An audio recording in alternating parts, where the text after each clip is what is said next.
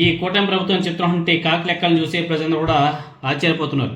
అసలు వీళ్ళు చెప్తున్నది నిజమా అబద్ధమా అర్థం కాని పరిస్థితిలో ఏపీ ప్రజలు ఉన్నారు. దానికి తోడు ఇప్పుడు కాగ్ కొన్ని సంచలన డాక్యుమెంట్స్ కూడా రిలీజ్ చేసింది. ఆ కాగ్ రిపోర్ట్స్ని ఒకసారి చూస్తే కూటమి ప్రభుత్వం చెప్తున్నటువంటి ప్రతి మాట కూడా అబద్ధం, అసత్యం, అన్నీ కాకి లెక్కలే. ఆ లెక్కలన్నీ కూడా తెలుగుదేశం పార్టీ కార్యాలయం నుంచి వచ్చినటువంటి కాకి లెక్కలే. వాళ్ళు చెప్తున్నటువంటి ఆ లెక్కలకి ఎక్కడే కానీ ఒక స్వతంత్ర సంస్థ దర్యాప్తు కానీ అదేవిధంగా స్వతంత్ర సంస్థ ఇచ్చినటువంటి డాక్యుమెంట్స్ కానే కాదు. రాష్ట్ర ఆదాయం నుంచి పోలవరం ప్రాజెక్టు వరకు అన్నీ కూడా తప్పుడు లెక్కలు, తప్పుడు మాటలు, తప్పుడు వ్యాఖ్యలే. కాగ్ రిలీజ్ చేసినటువంటి డాక్యుమెంట్స్ని కూటమి ప్రభుత్వం డౌన్లోడ్ చేసుకోలేకపోతుందంట. సాక్షాత్తు ఒక కూటమి ప్రభుత్వం యొక్క ఫైనాన్షియల్ మినిస్టర్ పయ్యావుల కేశవ్ గారు శాసనమండలిలో చెప్పినటువంటి సమాధానం ఏంటో తెలుసా?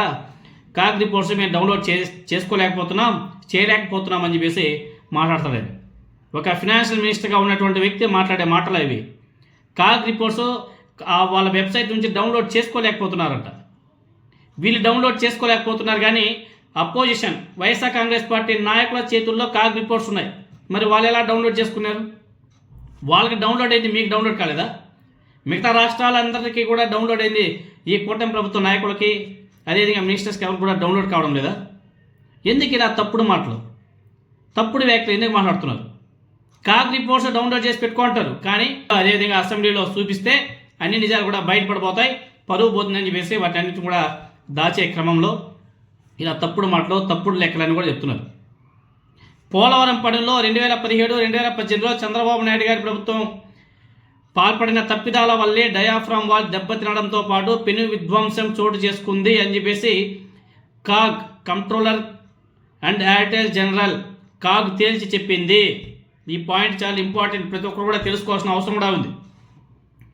ప్రాజెక్ట్ డిపిఆర్ నిర్మాణ షెడ్యూల్ ప్రకారం గోదావరి ప్రవాహాన్ని మళ్లించేలా స్పిల్ ఛానల్, ఎగువ దిగువ కాపర్ డ్యామ్ను పూర్తి చేశాక ప్రధాన డ్యామ్ నిర్మాణం పునాది డయాఫ్రామ్ వాల్ని నిర్మించాలని చెప్పేసి గుర్తు చేసింది కాగ్ అంటే తెలుగుదేశం పార్టీ ఆఫీస్ నుంచి వచ్చే ఆర్గనైజేషన్ కాదు, ఇది సెంట్రల్ గవర్నమెంట్ ఆర్గనైజేషన్. అది ఏ రాష్ట్రంలో పరిస్థితి ఏ విధంగా ఉంది, వాళ్ళ ఆర్థిక పరిస్థితి ఏ విధంగా ఉంది, వాళ్ళ డబ్బులు ఏ విధంగా యూటిలైజ్ చేస్తున్నారు, ఏ ప్రాజెక్టు ఎంతెంత డబ్బులు వేస్ట్ చేస్తున్నారు, A to Z మొత్తం కూడా వాళ్ళు ఎప్పటికప్పుడు నివేదిక ఇస్తూ ఉంటారు.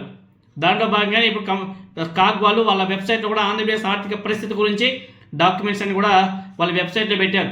ఎవరు కావాలంటే వాళ్ళు డౌన్లోడ్ చేసుకోవచ్చు, వెబ్సైట్ నుంచి చేసుకోవచ్చు. కామన్ పీపుల్ కూడా ఆ వెబ్సైట్లోకి వెళ్తే డాక్యుమెంట్స్ డౌన్లోడ్ అయిపోతాయి. డయాఫ్రామ్ వాల్ గురించి, పోలవరం ప్రాజెక్ట్ గురించి కూడా కాగ్ ఇచ్చినటువంటి ఆ డేటా ఒకసారి చూస్తే నిజంగానే ఆశ్చర్యపోతారు. కూటమి ప్రభుత్వ వైఫల్యం, ఈ కూటమి ప్రభుత్వం చేసినటువంటి వైఫల్యాల వల్ల రాష్ట్రం ఎక్కడికో వెనక్కి వెళ్ళిపోతుంది.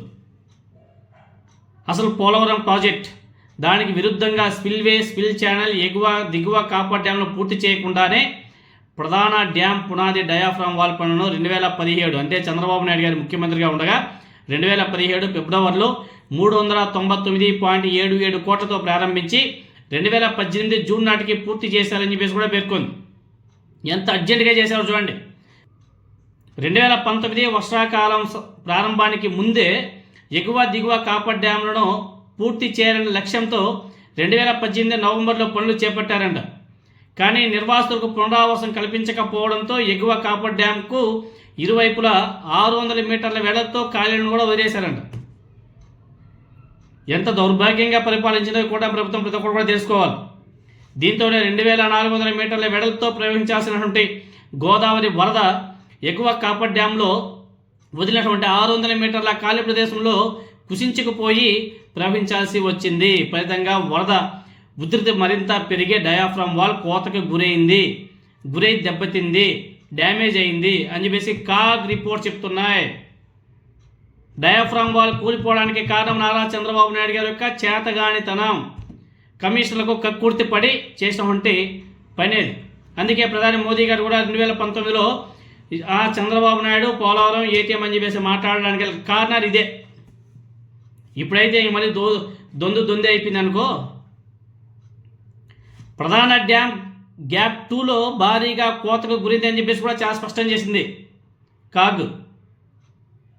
అదే నిర్మాణ షెడ్యూల్ ప్రకారం పనులు చేపట్టి ఉంటే ఈ విధ్వంసం చోటు చేసుకునేది కాదు. డయాఫ్రమ్ వాల్ కోసం చేసినటువంటి 399.77 కోట్ల రూపాయల వ్యయం వృధా అయిపోయిందని చెప్పేసి కాగ్ చాలా స్పష్టం చేసింది. ప్రాజెక్ట్ పనిలో తీవ్ర జాప్యానికి ఇదే కారణమని చెప్పేసి కూడా పేర్కొంది. ఇవేవి కానీ ఎక్కడ కానీ పచ్చ మీడియాలో చూపించలే, నేషనల్ మీడియాలో చూపిస్తున్నారు, జాతీయ పత్రికలో చూపిస్తున్నారు, కానీ మన పచ్చ పత్రికలో పచ్చ మీడియాలో ఎక్కడ కానీ చూపించడం లేదు. చూసుకోవచ్చు ఏ పత్రిక ఏమేమి రాసినా కూడా మీరు అందరూ కూడా చూసుకోండి. ఎక్కడైనా మన ఇండియా మన పచ్చ పత్రికలో వచ్చంటే ఒక్క వార్త చూపించండి ఎక్కడైనా సరే. Polavaram project stuck by delays, financial lapses, CAG report Chandrababu Naidu గారి ప్రభుత్వంలో జరిగింది. ఇంకా ఉన్నాయి, చాలా ఉన్నాయి. అదేవిధంగా barring 8 days, Andhra relied on borrowing from RBI during 2024 to 2025 says CAG report. చూడండి, ఫినాన్షియల్ సంబంధించి కూడా అప్పులకు సంబంధించి కూడా చాలా బాగా రాశారు. అదేవిధంగా ఇండియన్ ఎక్స్ప్రెస్ వాళ్ళు రాశారు, CAG report points to fiscal irregularities in Andhra Pradesh. Indian express వాళ్ళు రాశారు. తర్వాత Hindustan times, CAG flags Andhra alarming financial position in 2024 to 2025. Nara Chandrababu Naidu గారి ప్రభుత్వం యొక్క ఫినాన్షియల్స్ ఎలా ఉందో మీరందరూ కూడా చూసే ఉంటారు. ఇవన్నీ ఇంకా చాలా విషయాలు చెప్పారు. అదేవిధంగా foreign investments in India by state, అది కూడా రిలీజ్ చేశారు. 2025 సంవత్సరంలో ఆంధ్రప్రదేశ్ అసలు లెక్కలో ఉండే, టాప్ 10లో ఎక్కడ కానీ.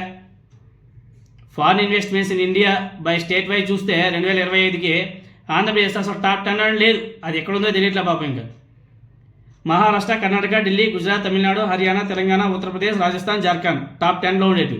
ఆఖరికి జార్ఖండ్ వచ్చింది టాప్ 10లో. ఆంధ్రప్రదేశ్ ఏ మూలకు వెళ్ళిపోయిందో. అయ్యో నా సామిరంగా, దీని గురించి ఇంకేం చెప్పుకుంటాం. మళ్ళీ తెలుగుదేశం పార్టీ వాళ్ళ మీడియాలో అదేవిధంగా వాళ్ళ ప్రెస్ మీట్లను మాత్రం తెగ మాట్లాడుతూ ఉంటారు. ఇవన్నీ నేషనల్ మీడియాలో అదేవిధంగా కాగ్ రిపోర్ట్స్ అయ్యా.